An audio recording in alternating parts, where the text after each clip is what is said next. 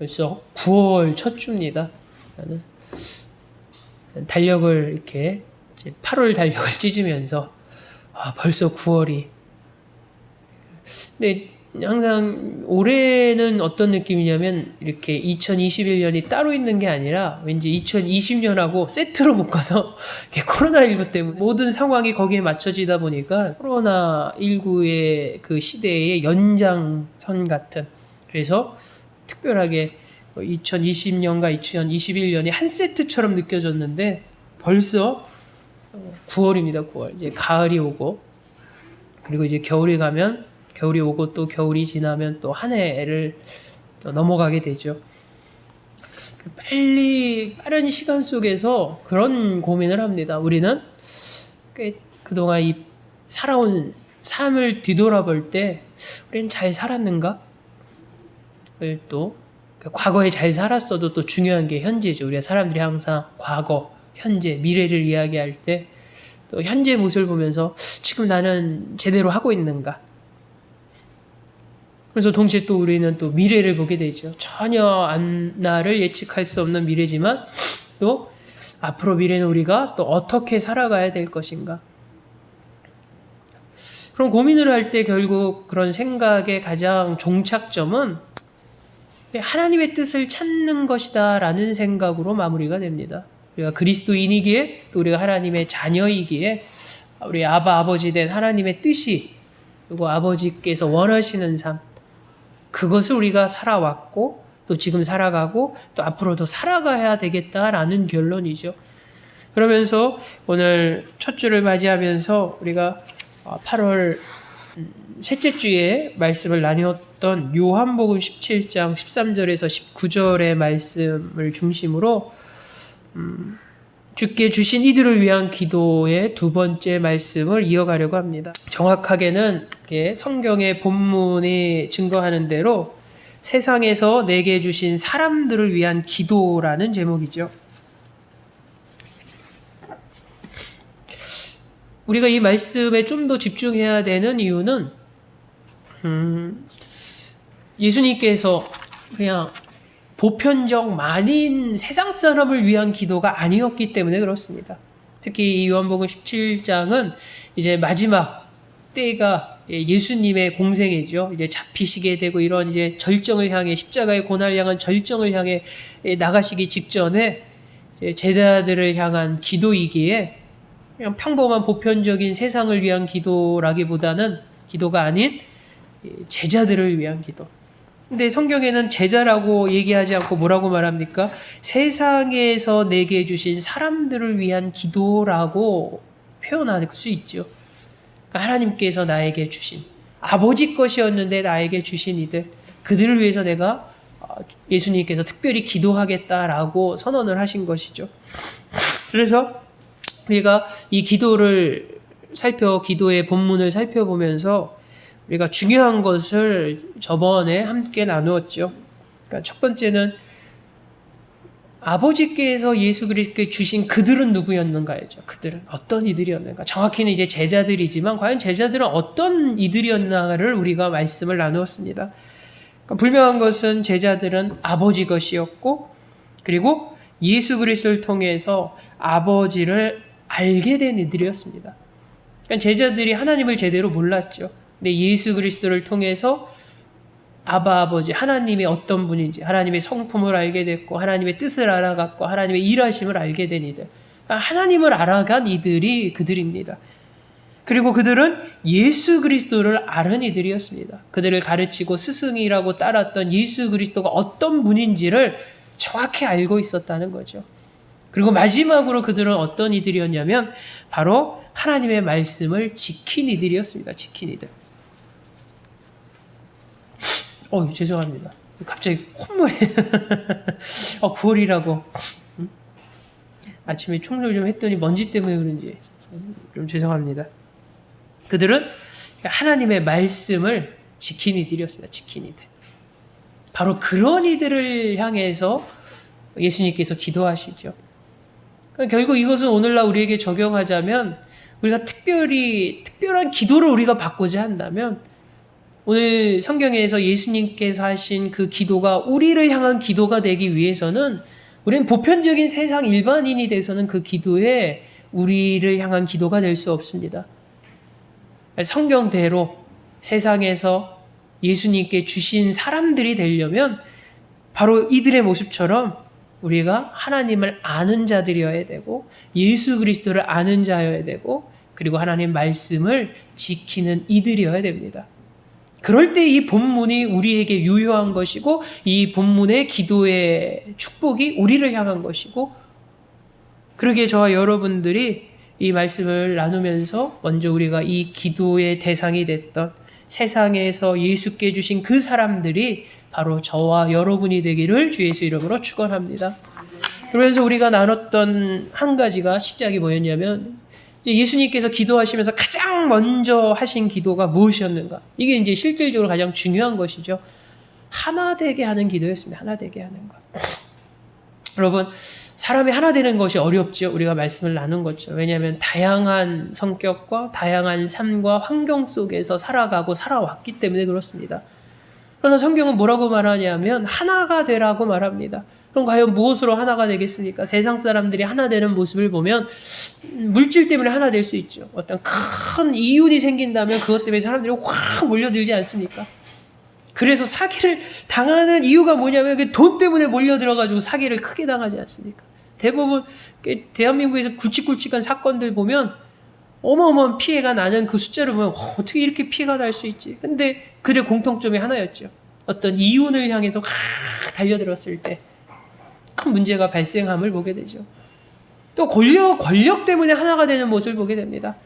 지금도 이제 내년에 대통령 선거가 있다 보니까 여기저기서 대통령 후보로 이제 막 이제 등록을 하고 활동을 합니다. 그러다 보니까 그 후보로 나온 사람들 주변에 뭐가 모이기 시작하냐면 사람들이 모이기 시작하죠.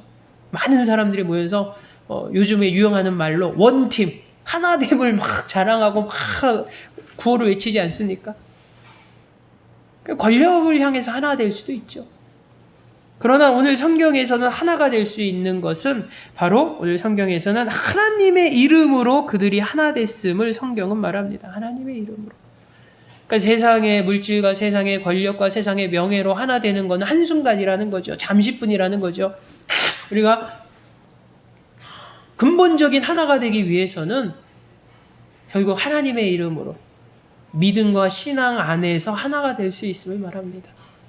바로 그 하나된 모습이 이 땅의 그리스도인의 모습이어야 되고 그 하나된 모습이 이 땅의 신앙의 공동체인 교회의 모습이어야 되고 그 하나된 모습이 또한 저와 여러분들이 섬기고 그리고 사역하고 있는 이 나곤의 공동체의 모습이기를 주 예수 이름으로 축원합니다.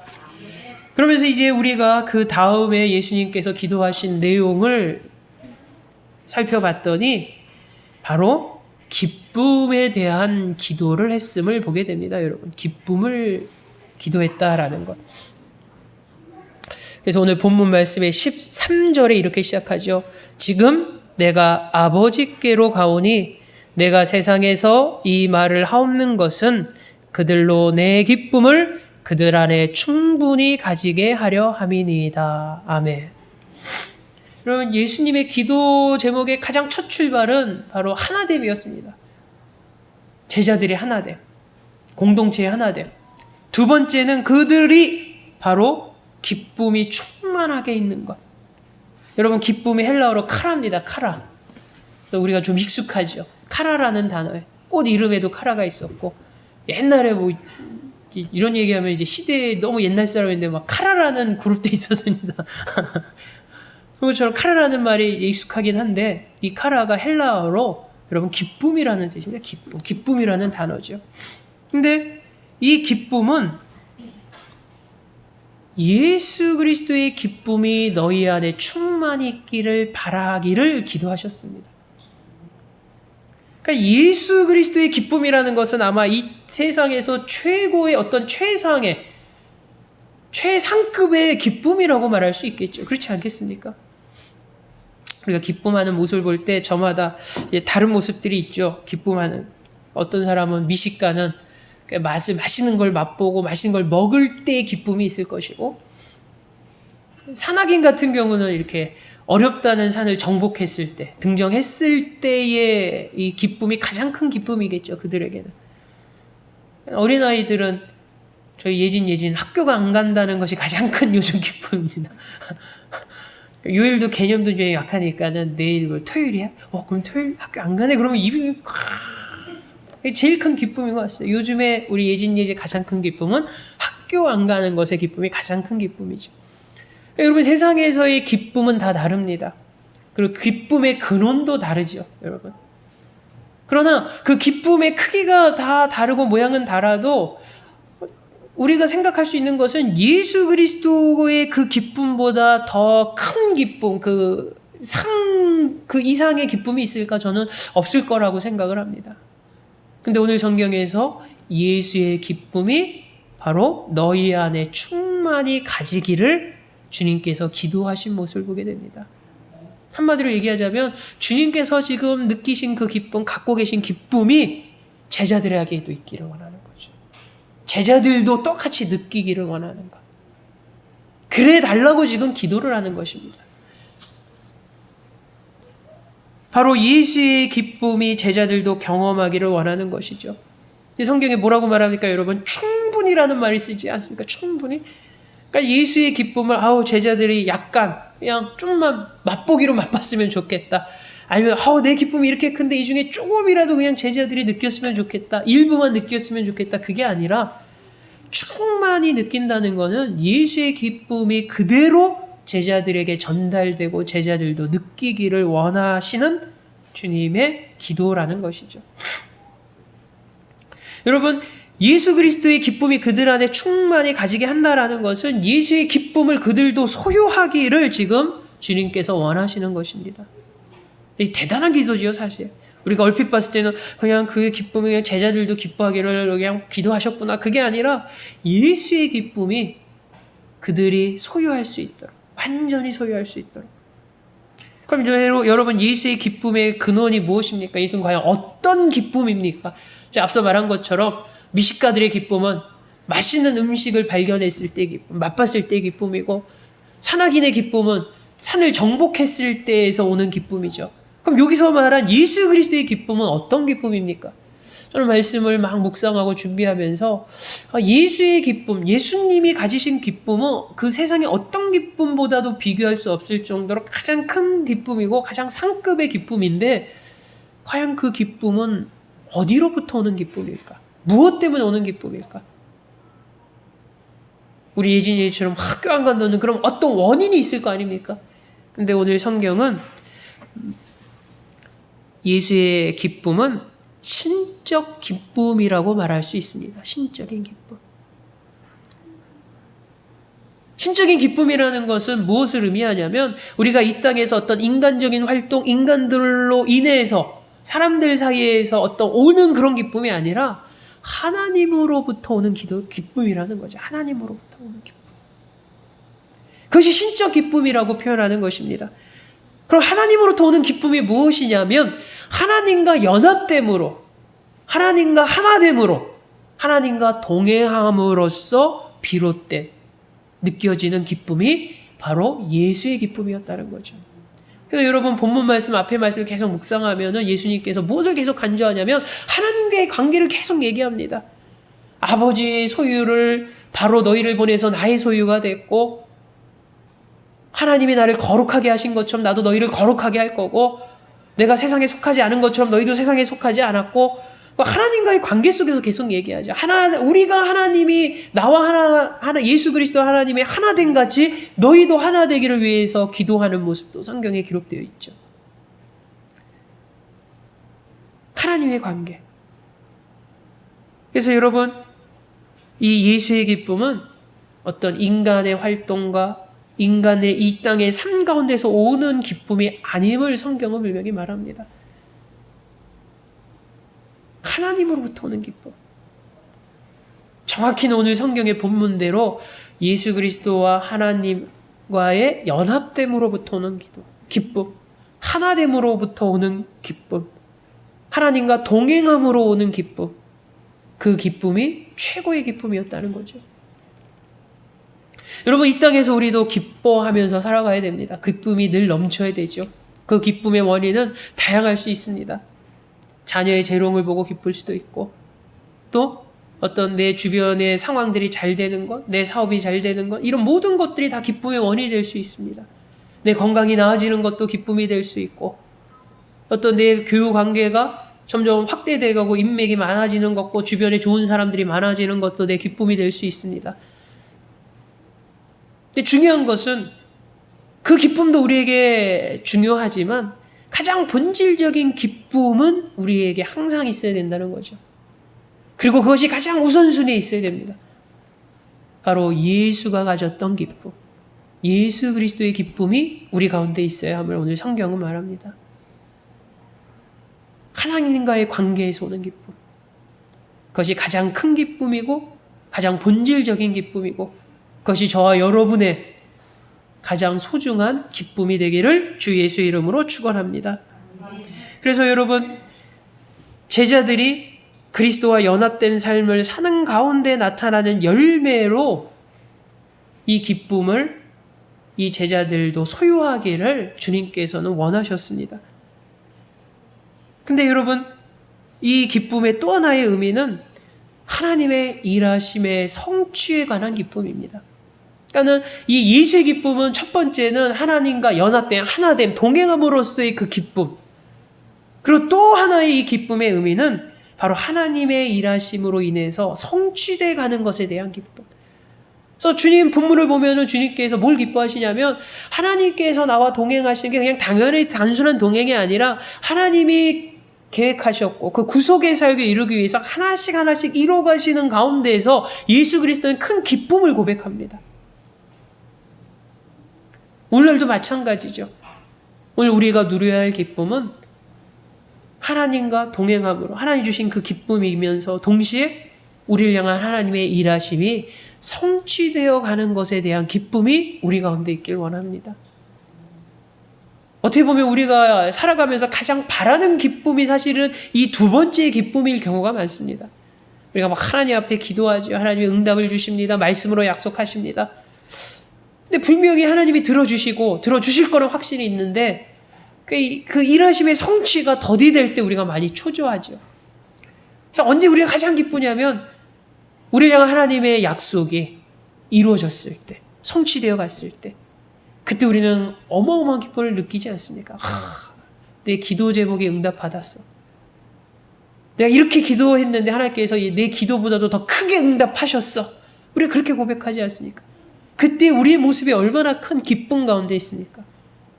바로 예수의 기쁨이 바로 그것이었습니다. 하나님이 이 구속사역을 위해서 준비하시고 예비하신 것들이 예수 그리스도의 공생의 기간을 통해서 하나씩 한 걸음씩 성취되어 갈 때 예수 그리스도는 큰 기쁨을 이야기합니다. 그래서 예수 그리스도의 이 공강복음을 보면은 무슨 이야기가 많이 있냐면은 무엇이 이루어질 때마다 주님께서 하시는 말씀이 다 예언을 이루게 하기 위함이라 라는 것을 강조하십니다. 갑자기 생뚱맞게 왜 이런 일이 벌어졌어? 막 제자들은 걸 할 수 있는데 갑자기 떨어진 일이 아니라는 거죠. 이미 구약 때부터 하나님이 하신 말씀, 선지자를 통해서 그 말씀들을 이루어가게 하신 것이라고 주님께서 정확히 얘기하시죠.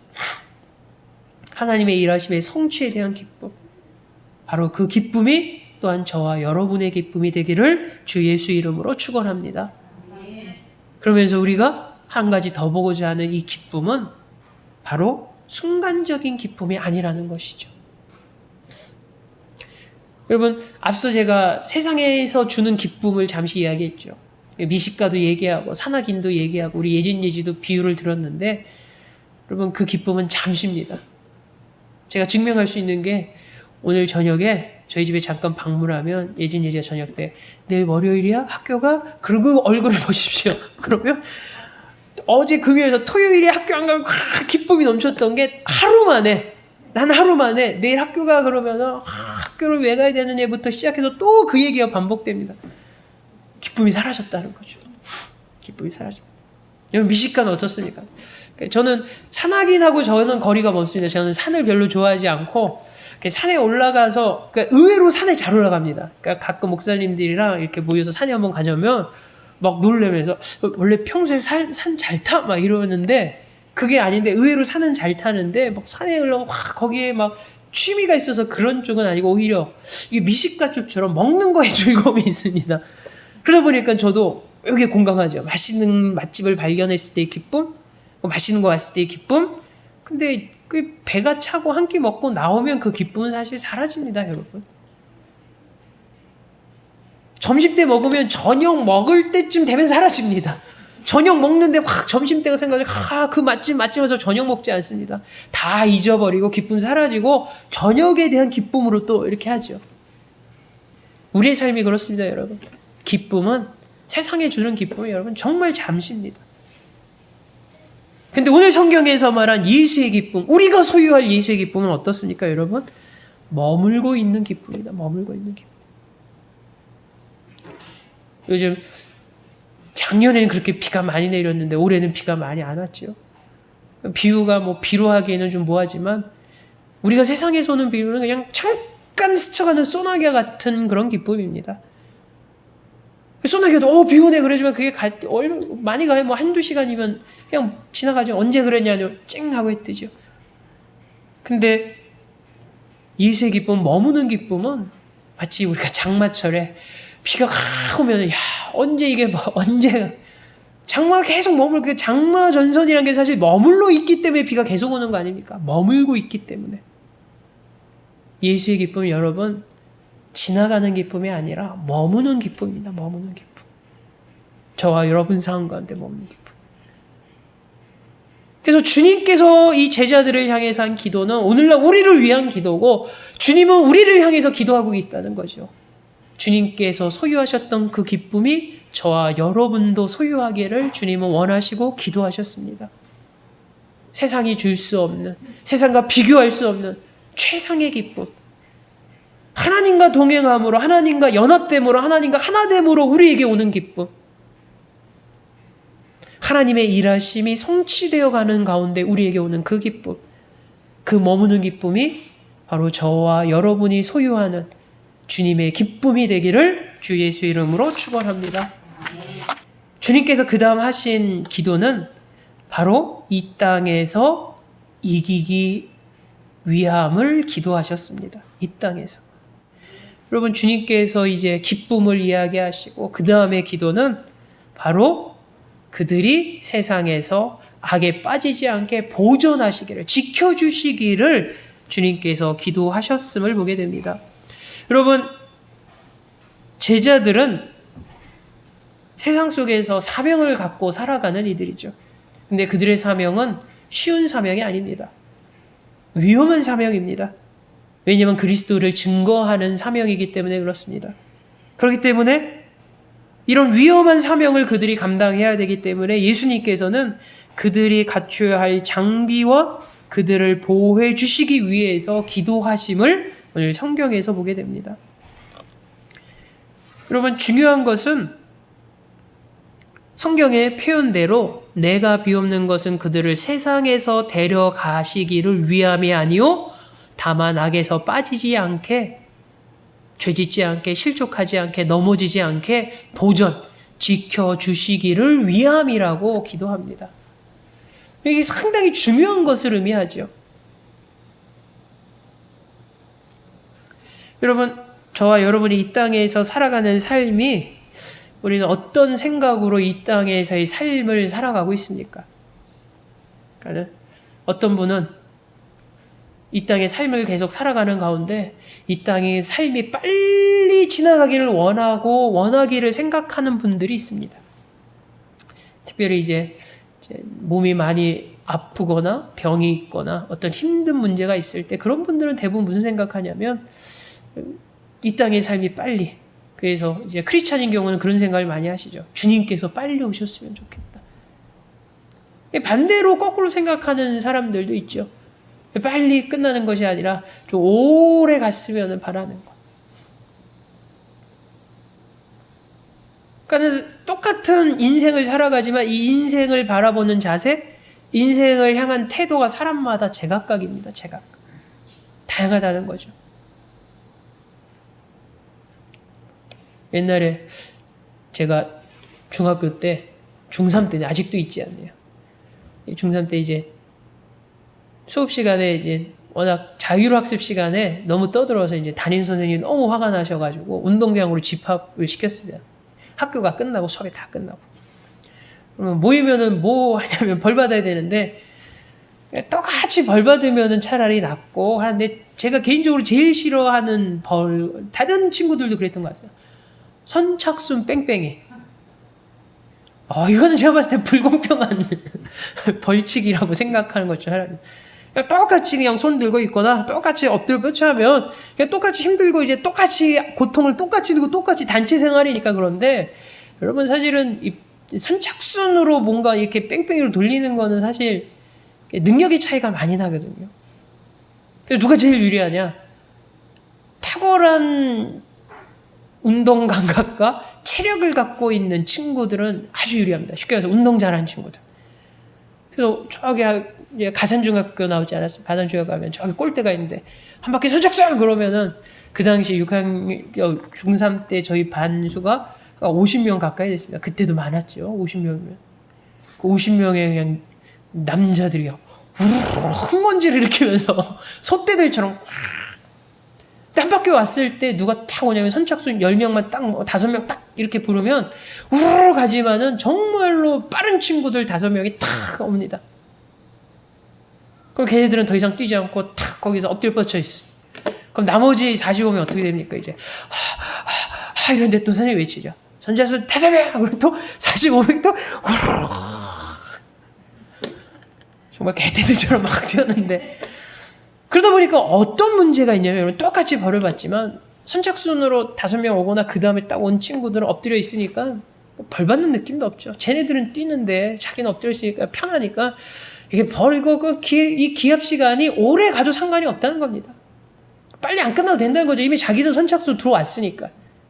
근데 반대로 한 바퀴 가고 2바퀴 가고 3바퀴 가고 한 5바퀴 돌면 이제 뒤에 처지는 친구들이 있습니다. 체력이 안 되거나 몸이 좀 뚱뚱하거나 이런 친구들은 거의 그냥 허해져가지고 걔들은 뛰면서 무슨 생각하겠습니까, 여러분? 끝나야 된다는 생각. 지금 도착했는데 여기서 선생님이 선착순 5명 이게 아니라 여기서 그만 이거를 외치기를 바라면서 막 꼴대를 돌면서 허해져서 다가오는 똑같은 벌을 받지만 여러분 다른 생각이죠, 다른 마음. 근데 우리의 삶도 그렇습니다, 사실은. 주님 빨리 오시기를 바라는 이가 있고 주님 빨리 안 오셔도 되고 바라는. 근데 때로는 우리가 어떤 생각이 많이 오늘 본문의 배경은 사실은 예수를 믿는 게 쉽지가 않았습니다. 예수를 믿는 건 핍박이었고 예수를 믿는다는 건 어려움이 있었고 예수를 믿는다는 건 그들과 고립된 삶을 예상해야 되는 거죠. 그러니까는 그들 마음에는 무엇이 있습니까, 여러분? 제자들도 그렇지만 주님이 말씀하신 대로 주님이 평상시 우리에게 얘기한 대로 하나님의 나라가 빨리 임했으면 좋겠다. 근데 주님의 기도는 뜻밖의 얘기하지 않습니까? 제자들의 그런 마음과 기대를 다 알아채시고 주님 기도합니다. 주님, 하나님의 나라가 빨리 임하게 하십시오. 기도합니다. 주님, 어서 빨리 그날이 오게 하십시오. 라고 기도해야 되는데 성경은 뭐라고 말합니까? 내가 비옵는 것은 그들을 세상에서 데려가시기를 위함이 아니요 다만 악에 빠지지 않게 보존하시기를 위함이니이다. 아멘. 여러분, 우리에게 인생이 주어지고 이 본문대로 이 제자들에게 인생이 주어지고 삶이 주어진 것은 어떤 어려움이 닥치는 상황 속에서 그 어려움을 회피하고 도피하고 피난 가기 위한 삶이 아니라 하나님의 뜻은 그 삶을 이겨내기 원하는 삶임을 오늘 성경에서 분명히 증거합니다. 도피하고 회피하는 삶이 아니라 극복하고 이기고 감당하는 삶을 하나님께서는 원하시고 그런 삶을 주셨다는 거죠.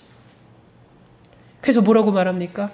다만 악에서 빠지지 않게 지켜주시고 붙잡아 주십시오라는 기도입니다. 여러분, 이것은 오늘날에도 우리에게 똑같이 적용되는 말씀입니다. 오늘도 우리가 살다 보면 하나님 왜 이런 세속적인 세상에 저를 태어나게 하시고 이렇게 타락한 세상에 하필 이 21세기에 저를 태어나게 하셔서 빨리 주님 오십시오. 거두어가십시오. 이런 기도가 사실 나올 수 있고 그런 기도 하시는 분도 있죠.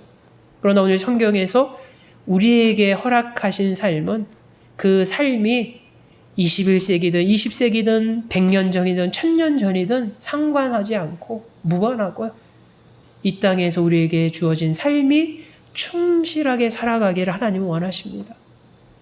그 삶을 완주하기를 원하신다는 거죠. 우리가 힘든 일이 있을 때면 막 극단적인 생각으로 막 세상 사람들 극단적인 생각을 하고 그렇지 않은 극단적인 건 아니지만 무슨 생각합니까? 빨리 주님 오셨으면 좋겠어. 그런 생각이 있죠. 그러나 그것은 우리의 영역이 아니기에 우리는 우리의 주어진 삶에 충실할 것을, 그리고 그 충실의 삶의 모습은 어떤 어려운 문제가 있을 때마다 도피하거나 회피하거나 투덜대고 원망하는 삶이 아니라 여러분 그것을 이겨내고 감당하고 극복하는 삶이 되어야 할 것을 오늘 성경은 말합니다. 여러분 우리의 삶이 오늘도 어떻습니까? 여러분 많은 어려움이 있지 않습니까? 고난이 있지 않습니까? 교회라고 그런 게 피해갑니까? 아닙니다. 여러분 얼마 전에 기독신문도 그 신문이 와서 봤는데 이제 통계가 나왔네요. 작년과 올해까지 해서 코로나가 이렇게 연장되니까는 많은 교회들이 문을 닫고 그리고 시골이나 이런 좀 미자리 교회들의 목회자들의 삶이 얼마나 어려운지를 아주 적나라하게 이렇게 실은 기사를 보게 됩니다. 소상공인들 힘들다고 하는데 그러면 목회자는 아닙니까? 그거 아니라는 거죠. 세상이 경험하는 힘듦을 목회자들도 경험하고 교회도 다 경험합니다. 다 온다는 거죠. 질병이라고 안 믿는 사람들만 질병 걸립니까? 의외로 목회자들이 질병에 더 걸리는 확률이 높습니다. 왜냐하면 육체적인 힘든 것보다도 마음이 많이 힘들기 때문이죠. 목회자들이 더 신경을 많이 쓰는. 그러니까 그로 인해 스트레스가 더 큰 거고 그로 인해서 더 질병에 빨리 노출될 수 있고 병에 걸릴 수 있고. 그래서 의외로 목회자들은 말씀과 함께 살아가니까 장수하고 근데 현실은 어떠냐면 더 많은 병을 갖고 살아갑니다. 그게 현실이라는 거죠. 그러면 여러분 막 교회가 원망하고 목회자들이 투덜대고 목회자들이 원망하고 이렇게 살아갑니까? 안 그렇지 않습니까, 여러분? 병이 있을지언정 그걸 갖고 원망하고 불평하고 그렇지 아니하지 않습니까? 왜 그럽니까? 오늘 성경이 그걸 말하기 때문에 그렇습니다. 우리에게 주어진 이 삶은 질병도 하나 없고 고난도 없고 어려움도 없고 이런 평탄한 삶이 아니라 누구나도 어려움이 찾아온 삶이다. 더군다나 예수를 믿는 것으로 인해서 더 큰 어려움이 있을 수 있는 것이면 오늘 성경은 말하죠. 그런 삶이 우리에게 주어졌고 그런 삶을 바라보는 우리의 모습은 도피나 회피가 아니라 감당하고 극복하고 이겨내는 거죠. 바로 그런 삶을 위해서 오늘 주님이 기도하십니다. 오늘날도 기도하십니다. 주님도 오늘날 우리의 삶을 보시겠죠. 21세기의 성도들의 삶을 보겠죠. 많은 성도들도 어려움이 있습니다. 어떤 성도들은 병도 걸리고요. 어떤 성도들은 사업도 망하고 많은 어려움도 있겠죠. 좋은 일도 있겠지만 그런 성도를 향해서 주님 오늘도 우리를 향해서 기도하고 계시는 거죠.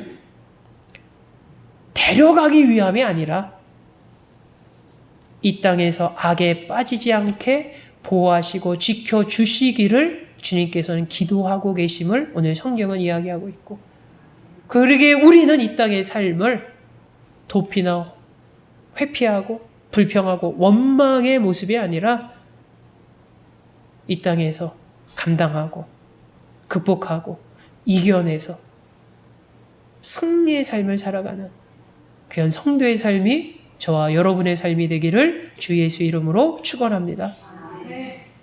마지막으로 이제 말씀을 드리고자 하는 것은 이제 이것과 연장됐기 때문에 말씀을 드리는 거죠. 과연 그럼 우리는 어떻게 이겨낼 것인가? 이 땅의 삶이 그냥 데려가고 회피한 것이 아니라 이 땅에서 살라고 합니다. 완주하라고 말합니다. 그게 하나님 뜻이라고 말합니다.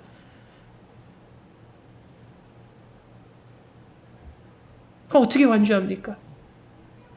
성경은 뭐라고 말하냐면 거룩함을 통해서 나타납니다. 거룩함을 통해서. 제가 말씀을 읽겠습니다. 16절에 보면 내가 세상에 속하지 아니한 같이 그들도 세상에 속하지 아니하였사옵나이다.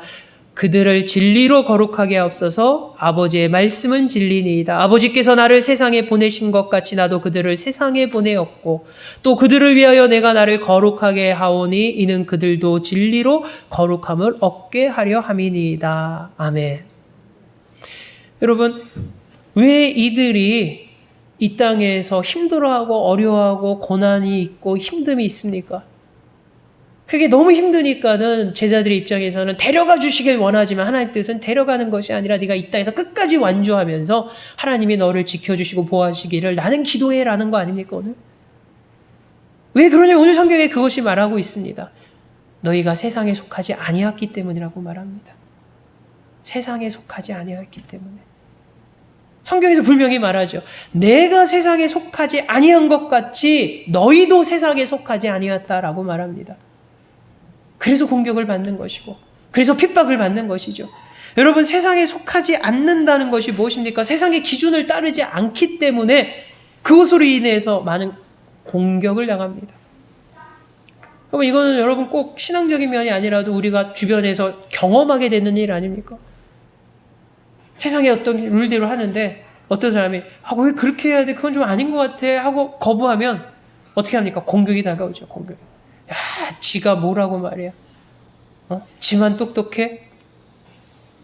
자기만 양심 있어? 막 그러면서 막 화살이 오죠. 그게 공격이지 않습니까, 여러분?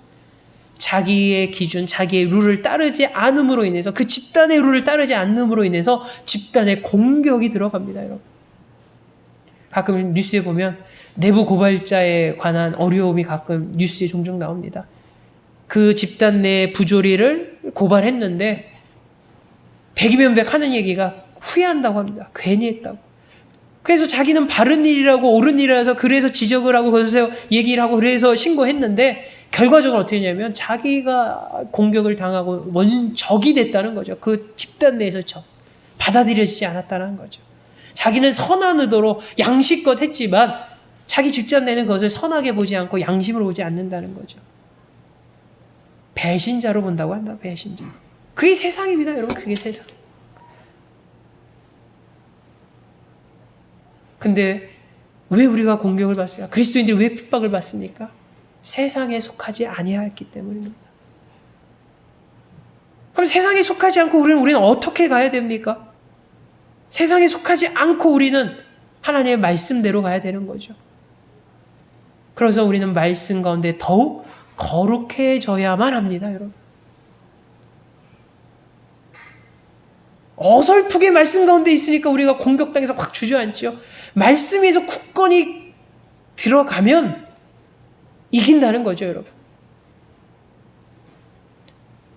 여러분, 성경은 이렇게 말합니다. 그들을 진리로 거룩하게 하옵소서. 아버지의 말씀은 진리니이다. 왜 주님께서 마지막 기도할 때 왜 진리를 이야기하셨겠습니까? 하나님의 말씀으로 말미암아 그들이 공격받게 된 원인이지만 그렇지 않습니까? 하나님 말씀대로 사는 게 세상에 속하지 않는 것이고 세상과 구별된 삶이고 그것이 하나님의 말씀의 핵심 아닙니까? 그거 하나님의 말씀 때문에 공격을 받았지만 동시에 세상을 이기는 무기가 하나님의 말씀이라는 것이죠. 그래서 주님이 무엇을 말합니까? 진리를 지금 이야기하고 계십니다. 진리로 거룩하게 하옵소서. 하나님, 아버지의 말씀이 진리니이다. 그러니까 아버지 말씀 때문에 공격을 당하게 됐지만 동시에 아버지의 말씀으로 우리는 이 세상을 이기는 무기를 갖게 되니까 아버지의 말씀을 더 붙잡게 하시옵소서. 아버지의 말씀은 진리니이다 아닙니까? 진리. 그 진리를 붙잡고 우리는 거룩해지는 것이죠. 여러분, 이 거룩의 기준은 어떤 위치적, 지리적인 위치를 말하는 것이 아닙니다. 그러니까 교회 안에 있으면 거룩해지고 교회 밖에 나가면 거룩하지 않는 그런 개념이 아니죠. 이 거룩함은 여러분 영적인 위치입니다. 저 여러분이 교회 안에 있던 세상에 있던 세상의 가장 타락한 장소라는 그곳에 있더라도 우리가 영적으로 거룩해야 된다는 거죠. 많은 이들이 여러분 이 거룩함을 지리적인 것으로 착각합니다. 그래서 그걸 제가 어디서 느꼈냐면 성지순례 할 때 느꼈습니다. 성지순례 그 예루살렘 그 주님 십자가에 못 박던 그 골과 그 코스에 사람들이 꽉 몰려드는데 어마어마한 사람들이었는데 그 흔적이 남아있는 장소라서 의미는 있지만 장소일 뿐이죠. 중요한 건 그 주님이 내 안에 계시냐가 중요한데 내 안엔 주님이 없고 주님이 지나셨던 그 장소에 막 사람들이 막 그래가지고 카톨릭인가 어느 저기는 거기다 대고 확 눈물 흘리면서 막 얼굴을 비비는데 좀 마음으로는 저거는 좀 이게 좀 더 나가면 우상 숭배할 것 같아. 그 장소를 막 신성시해서 막 그럴 것 같은 느낌이 있었습니다. 여러분 거룩함은 지리적인 것이 아닙니다, 여러분. 영적인 것입니다, 영적인. 우리가 교회 안에 있을 때만 거룩하고 거룩해. 다른 곳은 거룩하지 않습니까? 아닙니다. 내가 거룩하면 내가 있는 곳마다 거룩함을 드러낼 수 있습니다, 여러분. 성경이 원한 거룩함은 바로 그런 것입니다. 왜 성경에서 우리를 세상에 가라고 말씀하십니까? 만약 지리적인 것이 원이라면 우린 세상에 절대 가면 안 됩니다. 더러운 곳이니까, 타락한 곳이니까. 교회만 있어야겠죠. 성도들끼리만 모여 살아야죠. 근데 성경에서 말한 거룩함은 그런 것이 아닙니다. 그러기에 주님께서 뭐라고 말씀하십니까? 세상으로 가라고 말씀하시지 않습니까? 제자들이 이상하죠. 세상은 분명히 속하지 않았고 타락한 곳이고 이런 곳인데 왜 주님께서는 세상으로 가라고 말씀하시는가? 세상에 가서 내가 거룩하게 내 거룩함을 더러운 타락한 세속적인 세상에 하나님의 거룩함을 드러내야 되기 때문이죠. 비춰야 되기 때문이죠. 밝은데 빛이 필요합니까? 환한데? 아주 환한데 등불을 필 필요가 있습니까, 여러분? 어두우니까 등불을 켜는 것이죠. 우리는 빛과 소금입니다. 빛이 돼야 됩니다. 어디로 가야 됩니까? 밝은 데 있으면 빛이 의미가 없지 않습니까? 어둠으로 가야 되지 않습니까? 성경은 그것을 말합니다. 우리의 거룩함은 지리적인 거룩함이 아니다. 영적인 거룩함. 저와 여러분이 거룩함이 되는 것. 그 거룩함은 무엇으로 이루어지는 것입니까? 결국 하나님의 말씀. 진리로 내가 거룩해짐을 성경은 말합니다. 그들을 진리로 거룩하게 하옵소서. 어떤 이들은 거룩하기 위해서 막 수련을 하고 수양을 하고 막 공로를 쌓아야 거룩함을 얘기하죠. 성경에 한마디도 없습니다. 성경은 뭐라고 말합니까? 그들을 진리로 거룩하게 하옵소서. 진리는 아버지의 말씀이니이다. 말씀으로 여러분 우리가 거룩하게 되는 것입니다. 다른 무엇으로 거룩하게 되는 것이 아니라 하나님의 말씀, 예수 그리스도의 복음으로 우리는 거룩해지는 것이고 그 거룩함이 있을 때 우리는 세상에서 이기는 것이고 극복할 수 있는 것이고 감당할 수 있는 성도가 되는 것이죠. 바로 그것을 위해서 오늘 주님이 오늘 본문에서 기도하십니다. 제자들의 거룩함을 위해서. 제자들이 계속 하나님의 말씀, 예수가 증거한 그 말씀을 끝까지 부여잡고 그 진리로 말미암아 거룩해져서 세상에 물들지 않고 세상을 비추고 세상에서 하나님의 거룩함을 드러내기를 위한 기도를 하셨음을 보게 되는 것이죠. 이 기도가 오늘날 우리를 향한 기도입니다, 여러분. 저와 여러분도 거룩해져야 됩니다. 우리가 거룩할 얘기하면 목사님 혹은 성직자 아니죠. 그리스도인이라면 거룩해져야 됩니다. 그래야만 세상을 이길 수 있기 때문입니다. 그리고 그 거룩함은 진리 하나님의 말씀으로. 우리가 하나님의 말씀을 더 부여잡기 원합니다. 말씀에 더 의지하기 원합니다. 그래서 우리가 이 진리로 거룩하여져서 정말 세상에서 어떤 환경 속에서도 하나님의 거룩함을 드러내고 이 진리의 말씀을 우리가 승리하는 그런 하나님의 자녀 성도 되시기를 주 예수 이름으로 축원합니다. 사랑해 주님, 오늘 말씀을 나누면서 주님께서 세상에서 예수님께 맡긴 제자들을 위해서 기도합니다. 그 기도는 바로 이 순간 우리를 위한 기도임을 고백합니다. 주님, 주님께서 하셨던 그 기도의 내용이, 기도의 제목이 오늘날 우리에게 그대로 드러나게 하여 주시옵소서. 주님의 기도처럼 이 낙원의 공동체가 하나 되게 하여 주시옵소서. 주님의 기도처럼 우리가 주님의 기쁨을 소유하게 하여 주시옵소서. 주님의 기쁨처럼 이 땅을 회피하고 도피하고 원망하는 것이 아니라 이 땅을 극복하고 감당할 수 있게 하여 주시옵소서. 무엇보다도 주님의 기도처럼 말씀을 통해서 진리의 말씀을 부여잡음으로 우리가 거룩함으로 이 땅에서 승리하는 삶을 살아가게 하여 주시옵소서. 예수님의 이름으로 기도하옵나이다. 아멘.